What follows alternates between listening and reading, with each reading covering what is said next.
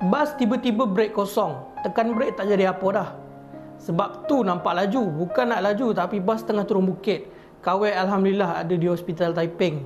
Esok operate tangan, soyok kena cermin. Tu pun dah usaha elak kereta hok mana dan elak. Last-last tak boleh nak buat apa dah. Tawakal je lah terbalik. Ni statement daripada driver bas yang kes baru-baru ni kan, yang kemalangan jiwa tu. Posting ni aku nampak dekat platform X lah. Kalau kita tengok reply dekat bawah tu, ada yang cakap boleh tengok memang dia tak brake ataupun brake tak berfungsi, lampu brake tak menyala. So memang brake dia problem. Lepas tu ada juga yang cakap salah seorang mangsa ada cerita dekat wartawan. Sebelum aksiden dia orang ada bau hangit, kemudian bas berhenti dan sambung perjalanan.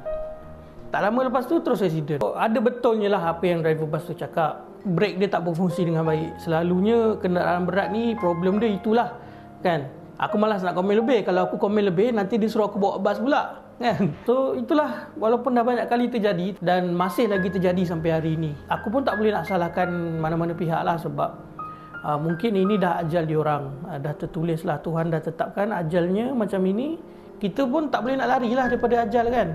Esok lusa pun kita tak tahu ajal kita bila kan. Kita pun tak boleh nak lari. Cuma itulah yang aku boleh cakap, servis dan juga maintenance kenderaan-kenderaan berat ataupun tak kisah kalau kenderaan ringan sekalipun memang kena titik beratkan. Lagi-lagi dalam perjalanan yang jauh macam tu memang kena check. Lagi satu, tolonglah jagalah korang punya cara pemanduan atas jalan tu. Sebab atas jalan tu bukan korang sahaja.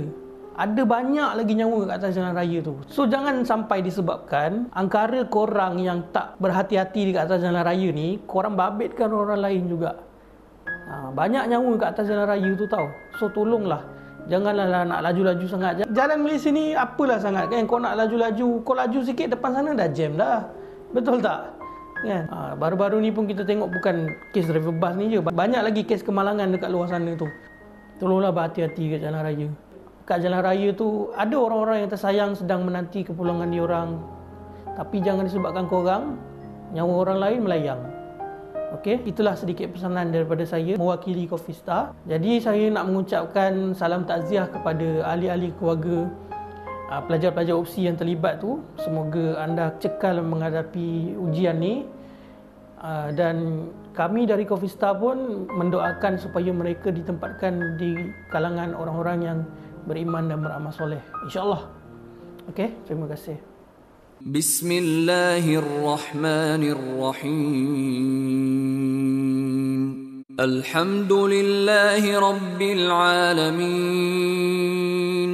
Ar-Rahmanir-Rahim. Maliki yaumiddin. Iyyaka na'budu wa iyyaka nasta'in. اهدنا الصراط المستقيم صراط الذين أنعمت عليهم غير المغضوب عليهم ولا الضالين.